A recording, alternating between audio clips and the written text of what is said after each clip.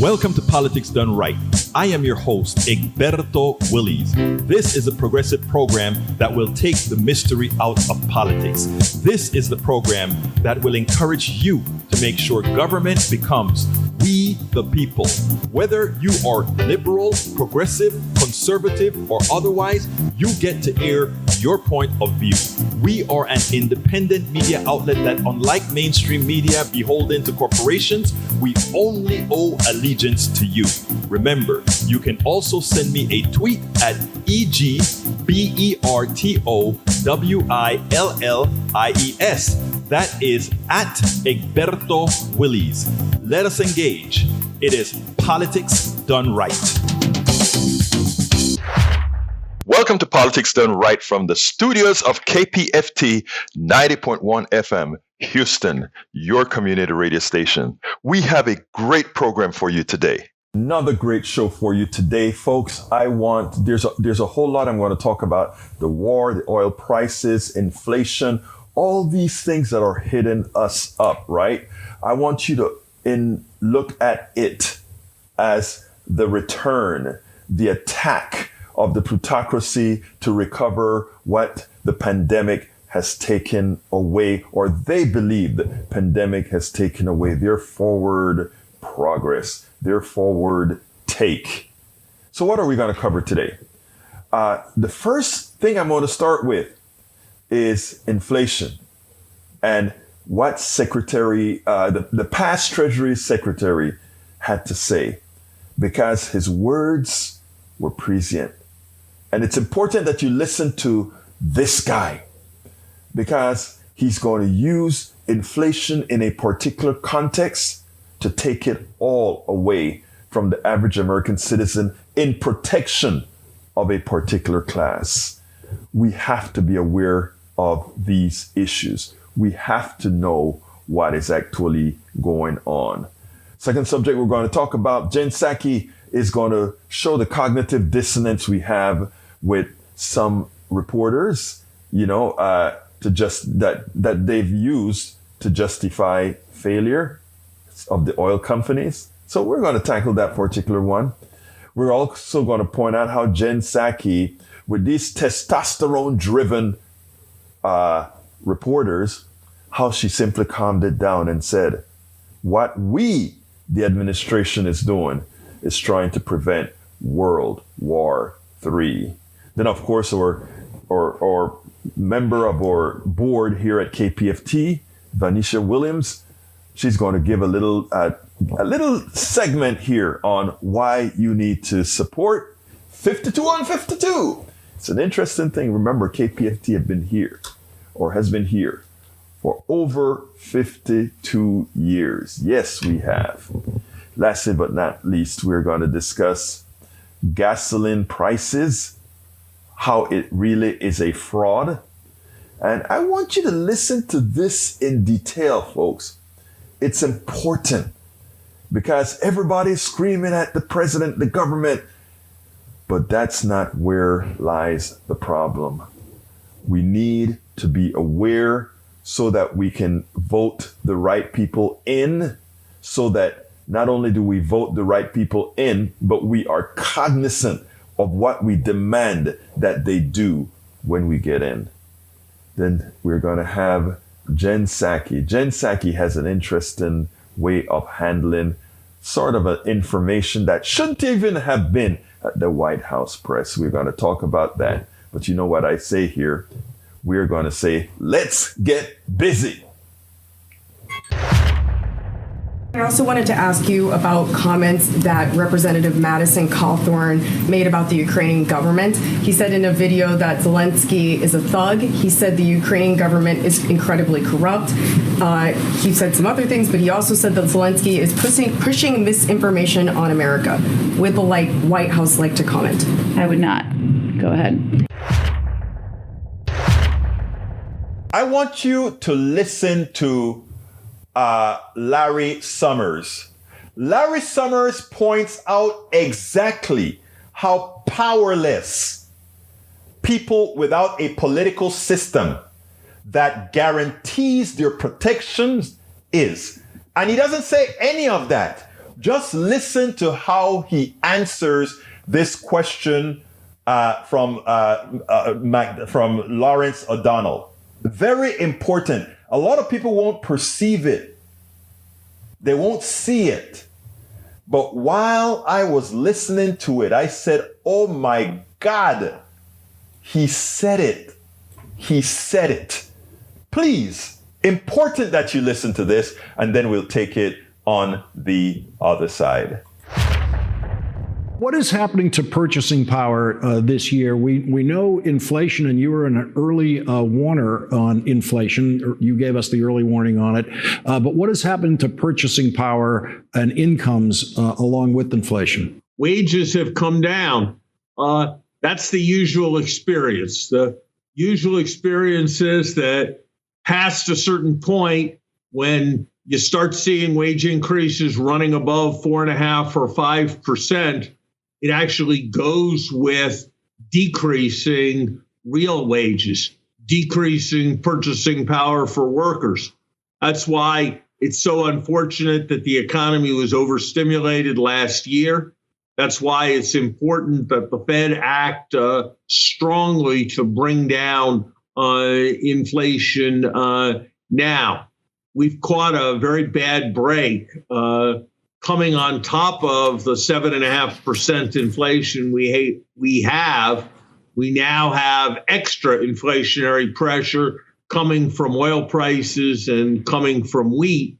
And it's something we're going to need to really go after with policy. That means strong monetary policy, and that means sensible supply side policies where the government concentrates on procuring as inexpensively as possible, where we open up shipping to whoever the cheapest shipper is, rather than require that it be an American shipper carrying oil, for example, from Houston to the East Coast of the United States. That we, yes, absolutely look after childcare, but we focus on making sure that we're doing as much as we can for children, not for child care providers. We can contain inflation, but it requires focusing on containing inflation. We spend a... All right. There was so much. First of all, sorry for the mistake there, but there was so much in that piece. And he almost had a list of things that he needed to say to prepare the ethos into the destruction of the basic rights of the American worker. Let me first detail a few things. Because of the war in Ukraine, Ukraine is a part of the wheat basket in Europe. They are not going to be able to plant. That opens the door for America to produce a lot more wheat, and we can. We have the ability. So all those farmers in Iowa and North Dakota, South Dakota, and all of that, they're happy now. They can replace the amount of, we are so good at growing here. We can replace the wheat that's going to be lost in Ukraine. And it's not only going to be the United States. It's going to be the United States. It's going to be Brazil. It's going to be all those countries, including the countries within the equator that can grow year round. They are going to be there to replace all of that. It's going to be a boom town for a lot of different small countries, etc., because we're going to have a new market. But here's what that means, though. You see, when the wheat was created in Ukraine, it didn't have to be shipped, right? It was either going over land, through the Black Sea, all that sort of stuff, right? But these guys are preparing the landfill, and most Americans who listen to what Larry Summers said don't understand that because they're not following this type of politics. Here's what goes on now. You notice how he brought up the shipping, and he said, you're going to have to use the cheapest shipper leaving the U.S. port, because we have laws where if you're shipping to a U.S. port, right, you have to use U.S. shipping, that sort of a thing. I don't remember exactly how the law is written, but he wants to open the door so that all this shipping now, we can go to the cheaper person the cheaper company, not that American company, because there's going to be a lot more stuff shipping all over the place because of Ukraine's war. Oil and wheat. So did you ever wonder why did shipping just come into play? Why did he talk about ships? We're talking about inflation and all of that, but he wants to hit that now. So Congress can start thinking about changing those rules, those laws that force longshoremen and all these other people that are dependent on us protecting our shipping industry. So he got it in. The next thing he got in is he went ahead and he pointed out, hey, we overstimulated the economy. What he wants to make sure is no windfall profit tax, man, no windfall. He wants to make sure that you can't take that money and give it back to people because the economy is already overstimulated and they're going to spend it, not telling you that it is a swap. It's taking the money out of the hands of those who stole it legally and putting it into the hands of those who earned it legally and it was taken from legally, right? He also talks about that inflation and wages. He told an unfortunate and inconvenient truth. You can ask for wages and we'll just take it back with inflation. You know why? Because we can. You go ahead and ask for $15 an hour. If you ask for $15 an hour, we make inflation rate 7%. And you know what? We take back more than the wage increase in the long run. That is capitalism at its best. It is saying we with capital run everything. And if we don't learn these things now, we will continue to cycle over and over and over. They make it believe like, oh, this is Biden. This has nothing to do with Biden. Larry Summers is a neoliberal Democrat. Let's get this clear. Understand that the system is there to make you an indentured servant. You are there to serve the few. And until you understand that you have to be the chosen ones who make it into that 10% of the managerial layer, there's a special class. Those that have small businesses pay the price of inflation and all of that, but they're still in that 20%, between that 20% and 1%, right? They still live in there, but they work, they earn their keep. They're not the capitalists who just make their money off of paper or off of the labor of others, right? Let's understand this, people. So when you are there carrying the water for the corporate structure, when you're there saying, oh, you are a damn socialist, as opposed to a democratic socialist, when you are there making those statements, understand Larry Summers. He just said within that one piece, everything you need to know. One, I don't care if you get a wage increase, we're going to take it away with inflation. When it is time for us to change around shipping around the world, Ukraine means shipping by weeks, going to move around, oil's going to move around. And for those places where we are using, where we have to come to a U.S. port, we want to get rid of all the protection longshoremen and the shipping industry in the United States have. We want to get rid of those regulations. And we don't want any more overstimulation. In other words, we took back our money with inflation. We don't want you taking that inflation away from us. Remember, the inflation will realize itself as excess profits in their coffers. And when we try to take it away and put it back into the economy, because again, you took it, they don't want the Jones Act. Thank you about it. It's a Jones Act. They don't want that. So people, the reason they can get away with this, the reason Bernie Sanders and Elizabeth Warren and others don't get traction is that we haven't made this aware to many people who don't understand they're carrying water for the person who has the chain around their necks, because they just don't believe they could possibly have the chain around their neck. Eric Eric Hayes says, why is Biden taking to other dictators for oil and energy when we have it just changed policy decisions, open up and drill, etc.? This is just plain wrong and not smart. Even now, after making the statement today rejecting Russia oil, still taking renewable energy only in the U.S., why is he just plainly making the painful on America?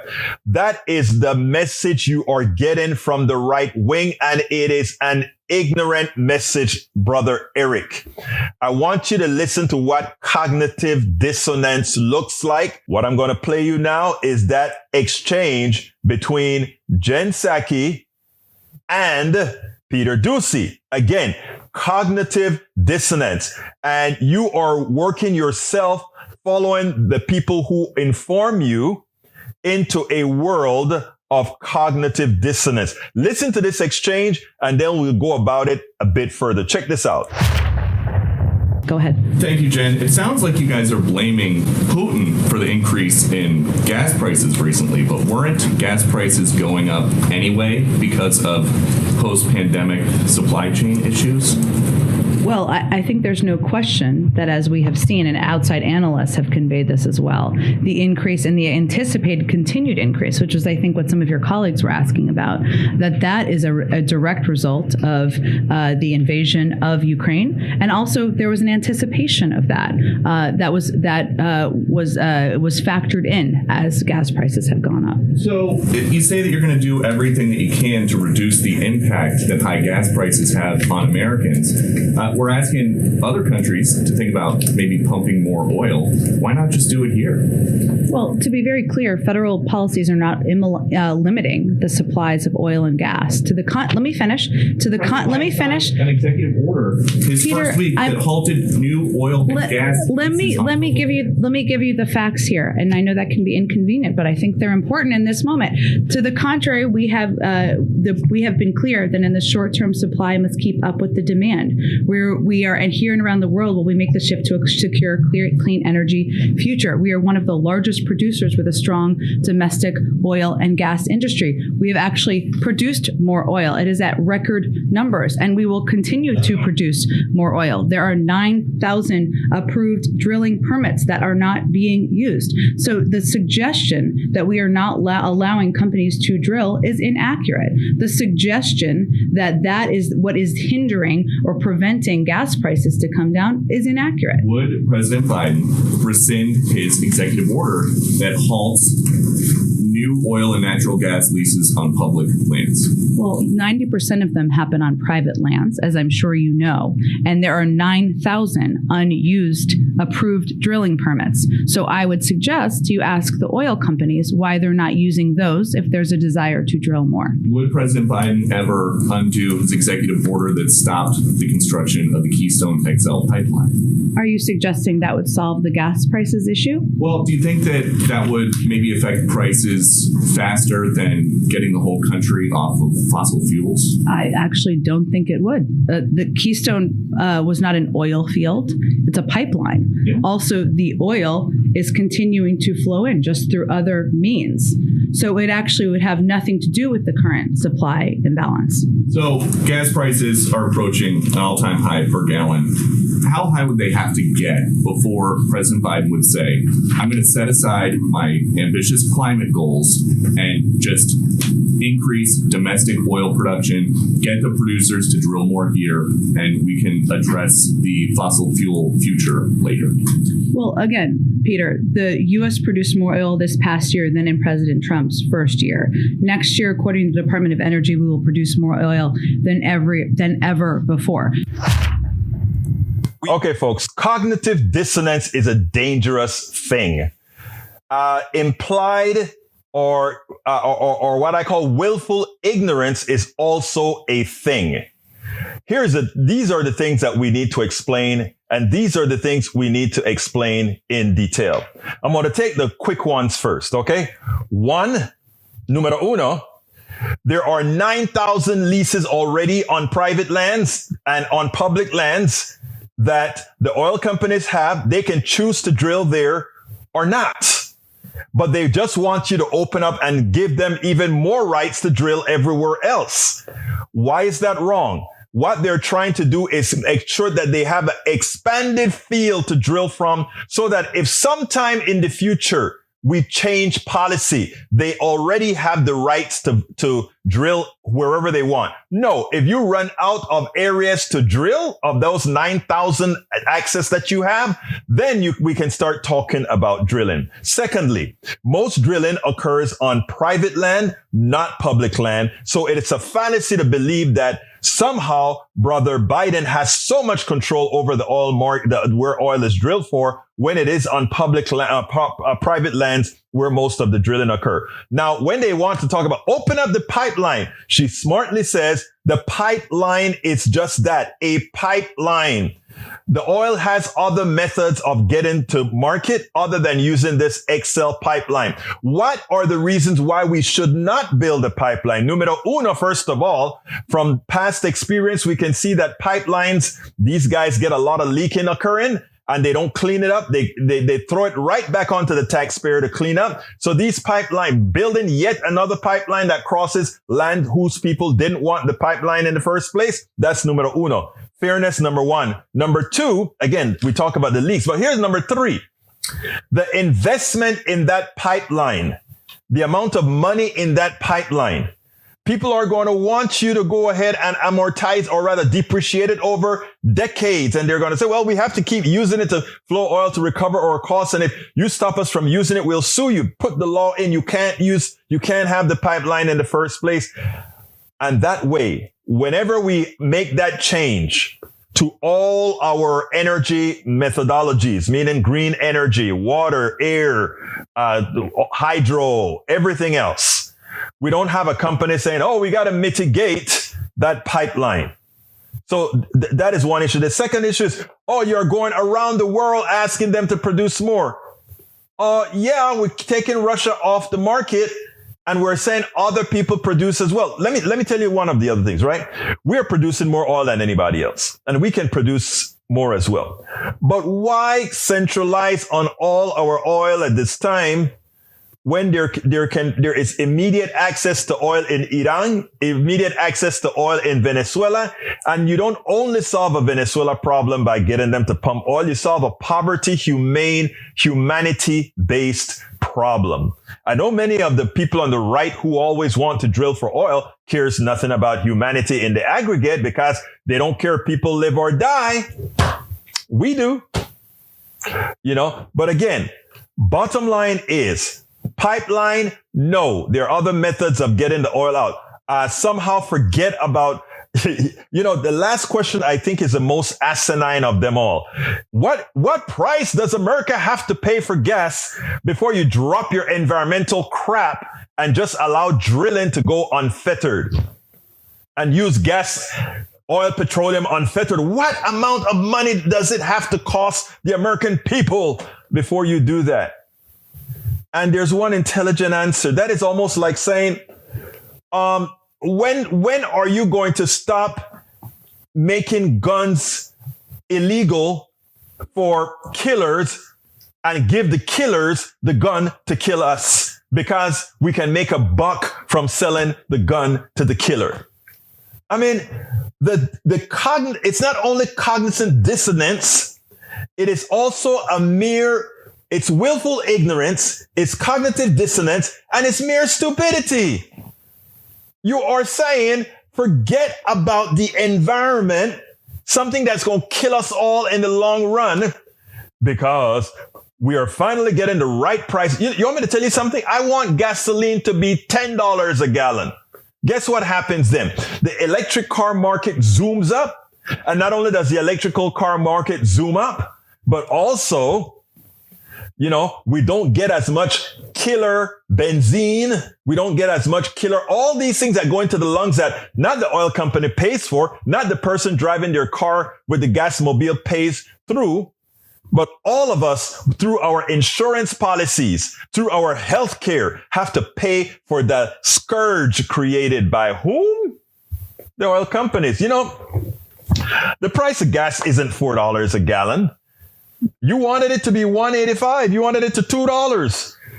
All that was a ripoff for the insurance company, because you get it to $1.85 and a lot of people buy a whole lot more gas. You get it to $4, you get a lot of people buying less gas. But guess what? You also get less sick people. And I'm not talking about climate. I'm not even talking climate change. I am actually talking lung cancer. I'm talking about emphysema. I'm talking about all the things that we have by having an increased amount of pollution. You remember during the pandemic, what happened? When we all stopped driving, remember what Paris looked like? Remember what Beijing looked like? You could see the blue skies. You could breathe. You no longer got asthma. So please, people, get rid of your cognizant dissonance, get rid of your ideology, and start thinking about humanity. It is inhumane to want to kill. It is inhumane.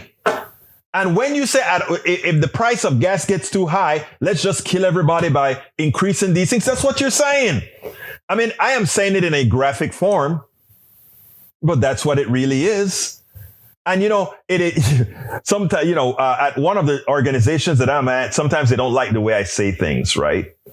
Because, you know, we like to have, we are very civil. But, you know, sometimes civil can make something that is chronically evil look less than.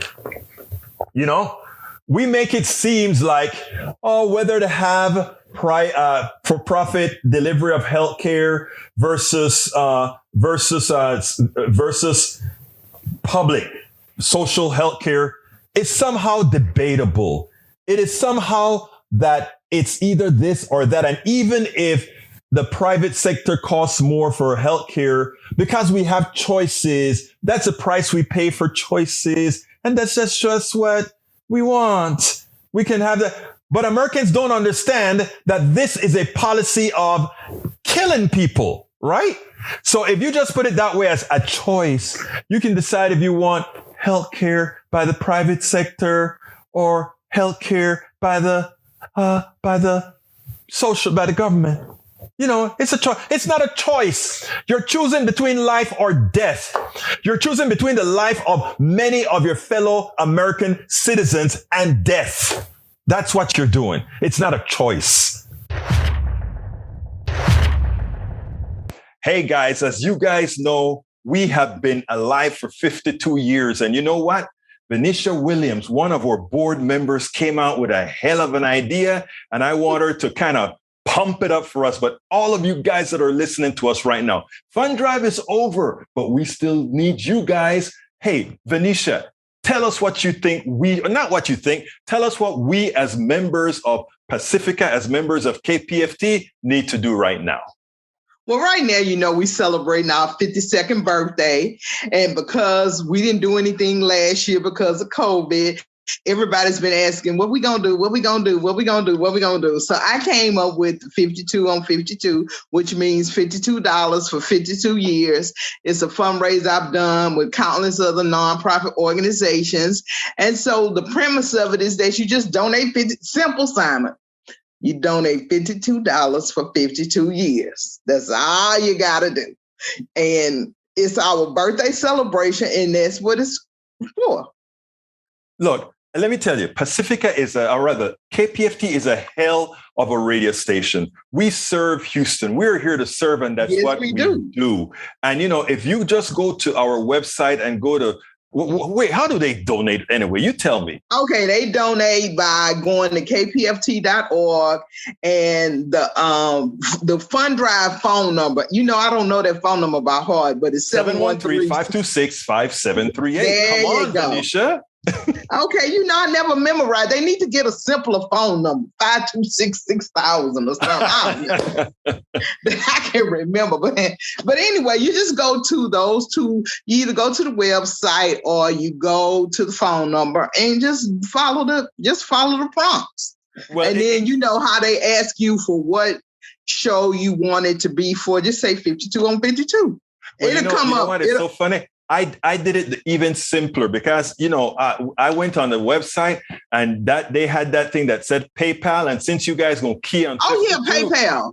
Just click on PayPal and I did the $52 because you embarrassed me in the board meeting because it was like You mean you haven't done your $52 yet? I did not do that. Hey, I did not do. Might as well you had. Because of no, I said that all board members need to donate, and they do. Because when what's his name is working himself crazy trying to find grants. And the first thing, I'm serious, a lot of people, if you're not into grant writing, you don't understand it. But if they're going to shell out big money, the first thing they're going to ask you is, what is your board 100%? Is your board 100%? And that's the first question they're going to ask. So $52, okay. And let's say, okay, it's hard times or whatever. You can stretch. I don't like to promote this, but you can stretch the $52 out for a year. But you know what, Venetia, I follow your lead. And the truth of the matter is, you've been working in this business for a long time in making sure that people get good programming and making sure that these nonprofit radio stations can stay alive, especially in these times when we need it. I just want to thank you because everybody knows this 52 on 52 campaign is yours. It has a ring to it. And for all of you that are listening to Politics Done right now, this $52. Look, Venetia is one of our trusted members. And I tell you what, that's so sweet. If she says 52 on 52, let's do 52 on 52. So call right now, 713-526-5738. 52 on 52. Tell them that you want to give that $52. And I tell you what, the easy way, go to kpft.org and click the donate button or click the PayPal button, whichever one. Click PayPal. And choose $52 and keep this station alive. We're still working very hard to get that new building, that new equipment. And everything. Yeah, we're getting a new building, y'all. And I got some ideas for that too, but I just did not say that out loud. Because all the parties haven't gotten together yet. But let's stick to 52 on 52 until you get all of that stuff hammered out, Venetia, and then we're gonna get it done. So, folks, again, I want to thank very kindly Venetia for appearing on Politics Done Right to promote this 52 on 52. Because I tell you what, KPFT needs good people out there working their butts off for this station.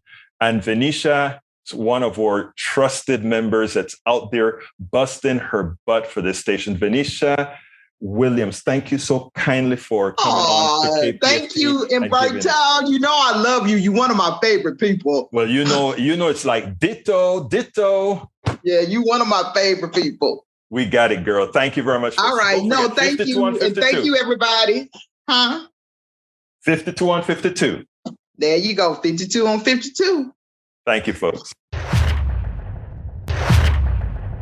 One of the reasons I have always said we need to have more women in power, because there's something dangerous about testosterone. When you don't have the mental capacity to control testosterone can be a poison. It can be something that makes you mad. If you don't, right now, as it turns out, that is what has happened to Putin. He's testosterone-induced, close-cycled madness. And you want Biden to exhibit that behavior as well? Some of the reporters seem like they're mad. I want you to listen to this one here. And it is so important because I love the way Jen Psaki handled it. Because these reporters who've never served a time in office, who have never really gone and had anything other than some elitist education, think they know what is best for us all. In this case, I've got to say, thank you for saner minds. Because the one thing we have to be in this time is very, very careful. So what I want you to do is listen to this tape, then we'll take it on the other side. You guys have said you close the door on supplying combat aircraft to Ukraine right now, the transfer of MiGs. We heard from the Pentagon, your colleague there, John Kirby, said it was high risk. Mitt Romney today said there was a sentiment that we're fearful about what Putin might do and what he might consider an escalation. It's time for him to be fearful of what we might do. Why is it not a risk, a higher risk, to wait? To wait to what? We're not supplying, to not act in providing MiGs to the Ukrainian country. We said that's a high risk. Why is that a higher risk than not providing them? We're already witnessing civilians die as we speak. Well, I would say what our assessment is based on is how to prevent a world war here, Peter, which is a significant weight that the intelligence community, the Defense Department, and the President of the United States weighs at every moment in time. And they weigh, and I would note that that there was also, I thought, a very interesting comment that was made that is important, I think, for people to understand how we look at this, which is that there's an escalation ladder, right? And there's a difference between an anti-tank weapon, a shoulder-fired missile, an aircraft, and a fighter jet that could cross a border and actually conduct operations on Russian soil. So how we assess things is what kind of assistance can we provide that will be the most impactful, if humanly most impactful in protecting, defending, providing assistance to the Ukrainian people as they are fighting courageously and boldly. We are also trying to prevent ourselves from taking steps that would be further escalatory. I don't think we have held back in any capacity in providing assistance, having the backs of the Ukrainians, but we are not going to do things that we think are not in the interest of the United States or our NATO allies. And that is where the bar is for us. And you know, that is not too difficult to understand, right? That is measured. That is using your mind. That is saying, we are going to do absolutely nothing that Putin can use to create a bigger war. That's responsible. People say, oh, but look, there are kids, there are children that are dying in Ukraine. And that is true. There are women and men that are dying in Ukraine. Russia is doing all these things. How many people are going to die if we allow this guy an excuse to escalate? Quite a bit more, right? Responsibility is not easy. This testosterone kind of, and I only gave you a piece of what that particular silly reporter was talking about. But there was a time that he actually got pretty rough with Jen Psaki. And you know Jen is the ultimate in diplomatic as she sliced you to smithereens. She's cutting you by a million slices and you don't even know it. Well, the reporters, that is. And that is all she had to do as he was sort of getting all perturbed. She looked at him and she said, no, this is what we are doing. And she explained what we are doing, which made a hell of a lot of sense more than these testosterone-driven reporters, testosterone-driven Mr. Romney saying, it is time, we are acting like we're scared of Putin. It's time to let Putin be scared of us. That sounds good. But Putin isn't about being scared. Putin is doing anything to stay alive. He wants to. Right now, he has put his country in dire straits. And there's a good possibility that there will be a coup in the in Russia. There is a good possibility there's a coup. Why not allow it to happen?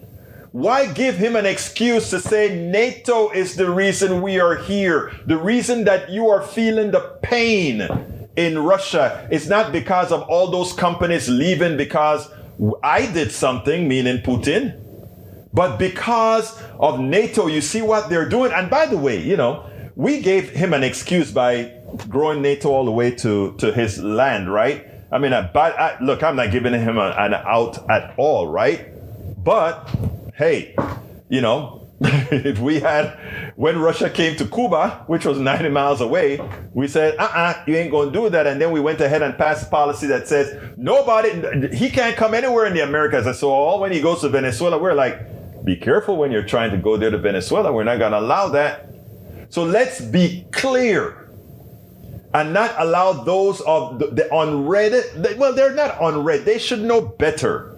They should know better than to try to have some sort of testosteronic reaction to Putin instead of a sensible reaction. Biden, no matter what you think about him, as all the experts who understand this will tell you, the measured approach he's taken thus far has really prevented a catastrophe that Putin needs. Remember, Putin needs us to overreact right now. Putin needs to see on the world stage something that gives him the ability to tell his people, look at what they've done. That's why he's trying to create some other factors right now. Oh, they're building poison gas. They're building weapons of mass destruction in Ukraine. He needs people to start believing that because he is in trouble.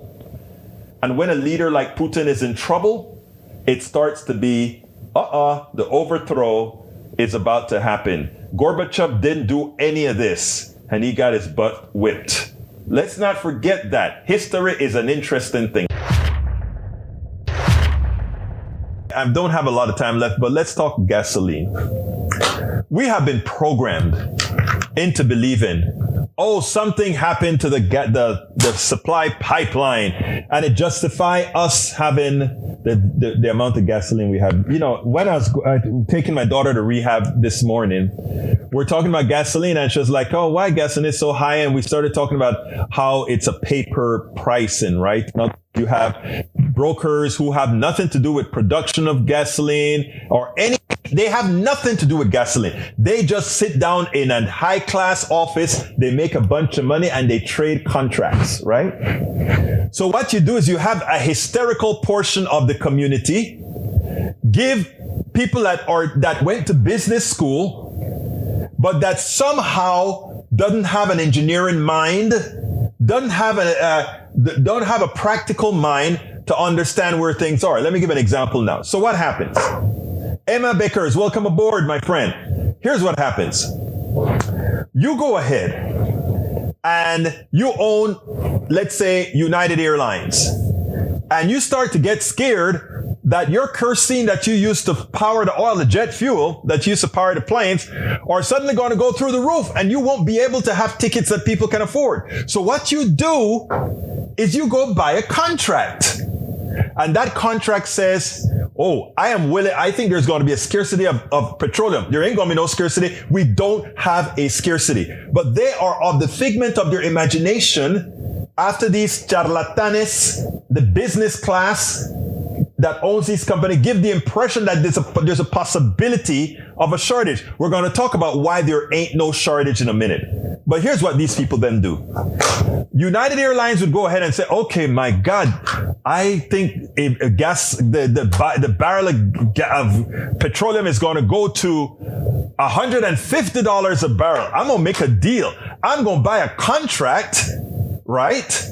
I am going to get a contract that locks in $100 a barrel for oil, no matter what happens. Oh, there it goes, John Carter. You know what? I forgot John Carter was on. But that's what they do. And he just he just named it correctly. Fuel hedging. But they do not need to fuel hedge because there isn't a supply problem. Even if all of Russia is offline, we are flooded in supplies of oil, but in the transmission of oil, in putting out the oil, we have a plutocratic class that have decided to hold us hostage. Between now and when Russia comes online, there will be no more pipeline build that expand. None of these hardware things for moving oil, tankers, all of that is going to, within the time period of this war, let's say it lasts a year, there's not going to be a whole lot of new stuff built. But if somehow that war stops, the price of oil will crater because of what people believe. What am I trying to say here? I saw I don't have the whole thread. People talk about speculation. Yeah, but it's not honest speculation that we have in this market, in the oil market and in most of our capitalist markets. It's not honest speculation. It's corrosive, fraudulent speculation that fools people into buying at a high price, locking it in. And that's why we get these crash and burn cycles that Richard, economist that agrees with me all the time, Richard Wolff speaks about. If we were to get, Egberto, I'm hoping the viewpoint that there is the oil crunch will cause the proliferation of renewable. I know that, Rudnin, but we shouldn't have to lie about an oil crunch for people to say, I don't want to fry our atmosphere. When education of the younger generation can actually show people, my God, if we keep burning this crap, we're all gonna die. And it's not that we're all going to die. We're all going to live a horrendous life of hurricanes, of heat and cold and all these other issues. But we're back onto the price of gasoline. So we have the United Airlines and all these guys buying contracts because they're running scared for no reason. Then we have the political system. Do you really think that we don't have a problem buying oil from Russia, a fascist, communist state? Well, now it's not communist anymore, but it's a fascist. It's worse than communist, actually, because it's a one-man dictator. At least communist is a semblance of people having a voice. Socialist, democratic socialism is where everybody has a voice. But do you think, I want you to answer these questions. Why is it okay that we have no problem buying oil from Saudi Arabia, a fascist state, a state where women don't have rights, but are flooded in oil? We buy from Russia. When I say we, I'm talking about the Western world. You buy from Russia. These people have the same issues as far as human rights, etc. Now, Venezuela is swimming on top of oil. Venezuela has more oil than all of us. I think, I may be exaggerating about it, but I think it has more oil than the United States as well. Look it up. Hey, Michael Rodman, look up if Venezuela has more oil than the current reserves in America. I think it does. But whatever the case is, Venezuela is one of the countries with the most oil, bar none. Okay? But we are shut down from Venezuela, not because Venezuela doesn't like its people. Think about this. Not because Venezuela doesn't like its people. Because if that were the case, we wouldn't be buying oil from Saudi Arabia. We wouldn't be buying oil from Russia. We wouldn't be buying oil from all these countries where they treat their people badly, where people don't have democracy or etc. It is a con job. It is a con job to keep oil off the market. I mean, look, those of us who are progressives kind of like the coercion, right? Because you keep the price of oil high, suddenly it makes sense. Okay, the proven reserves in Venezuela are recognized as the largest in the world, totaling 300 billion. I thought I read that, but I wanted to be sure. You know, you come here to get information. Bruce says we didn't buy raw materials on the spot market unless they were cheaper. Otherwise, we made long-term contracts hot in panic, but as a pattern of a business process, a failed business process. Okay, so there we go now with the oil, okay? We have all these places with billions of barrels of oil. So why don't we tap them? We don't tap them for this reason. And you're not going to read this, right? I am from this part of the world and I understand the concepts, right? In Central America and all these places, we have the strong men. And the strong men are usually financed then by the big shots in the country. So in Panama, we have a class of people known as the Rabiblancos. That's the Tagaropoulos and a lot of the other big shots in Panama. And they run all the real big industries in the country under the auspices of having good relations with the United States of America. And when these tin-pot dictators like Manuel Noriega misbehave bad enough, they find a way for the United States to come in and invade and claim that these countries are anti-democratic, and then they take their natural resources. And people say, Egberto, I didn't read that. That's not true. I know you're not going to read that. You can't read that because that's not how it is written. The same goes with Venezuela. Do you think Maduro, and before Maduro, Chavez, just came into existence? Before Chavez, we had guys like Andres Perez and all these guys. Andres Perez was a leftist, right? But not left enough.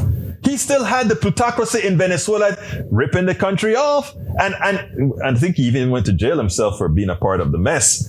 But what I'm trying to tell all of you is, there is an abundance of oil ready to be tapped right now. And if that were the issue for having high gas prices, we would have tapped them.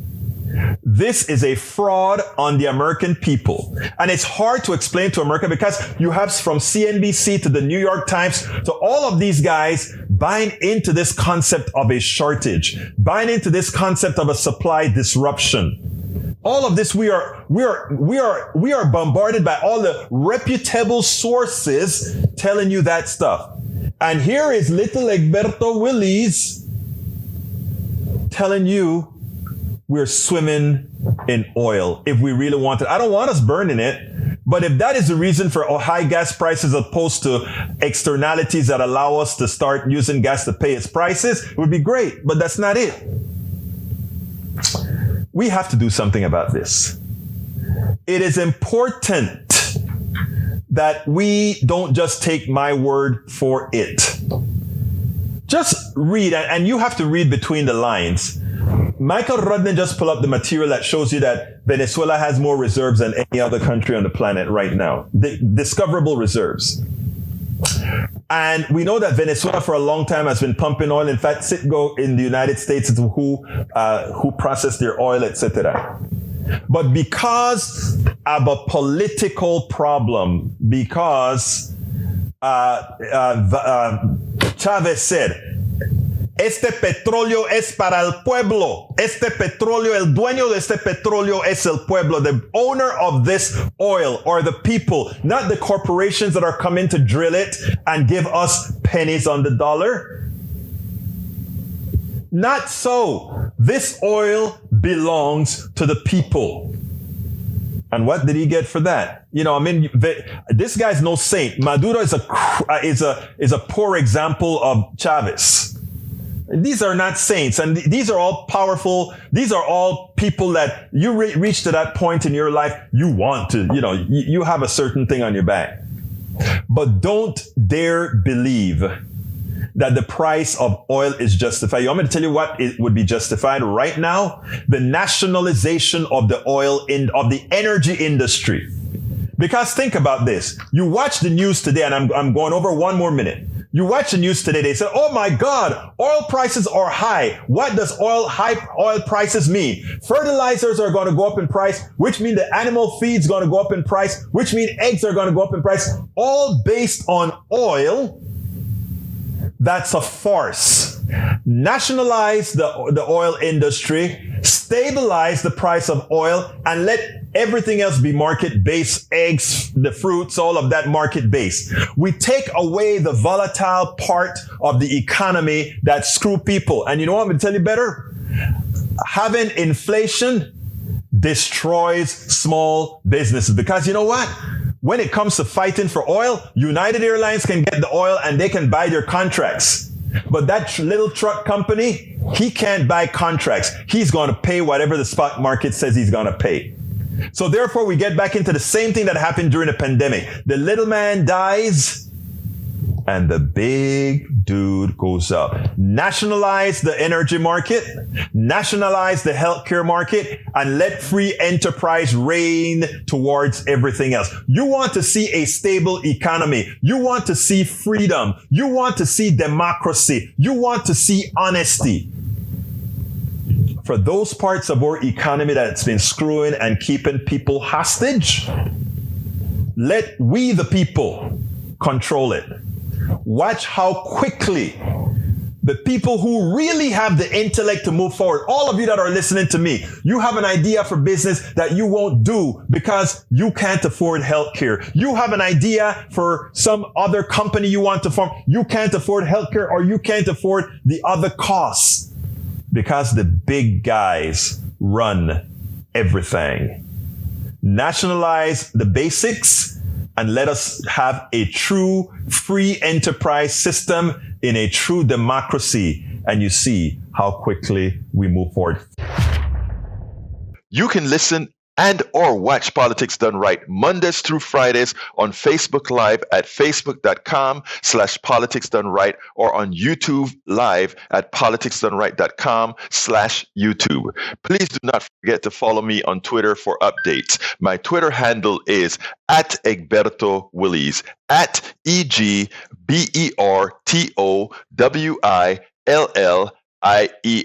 But don't you forget, listen to us live on air at KPFT 90.1 FM on Thursdays at noon and at Fridays at 11 a.m. all Central Time. Please get one of my several books out there.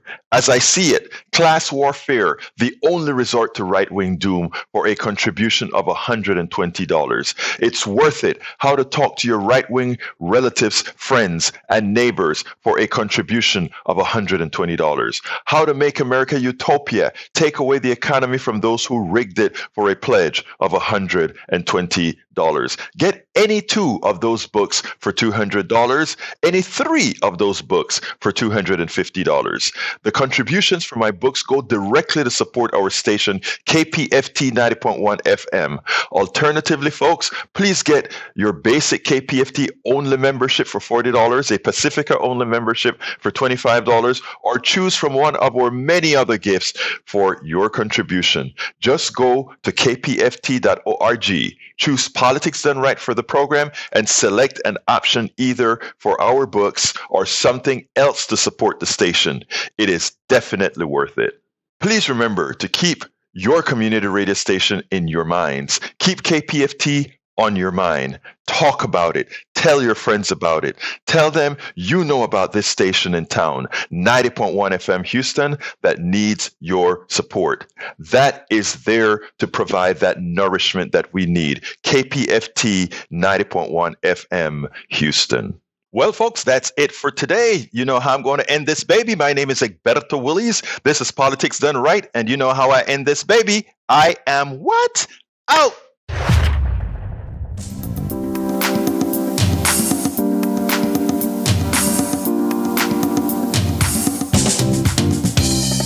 Welcome to Politics Done Right. I am your host, Egberto Willies. This is a progressive program that will take the mystery out of politics. This is the program that will encourage you to make sure government becomes we the people. Whether you are liberal, progressive, conservative, or otherwise, you get to air your point of view. We are an independent media outlet that, unlike mainstream media beholden to corporations, we only owe allegiance to you. Remember, you can also send me a tweet at EGBERTOWILLIES. That is at Egberto Willies. Let us engage. It is Politics Done Right.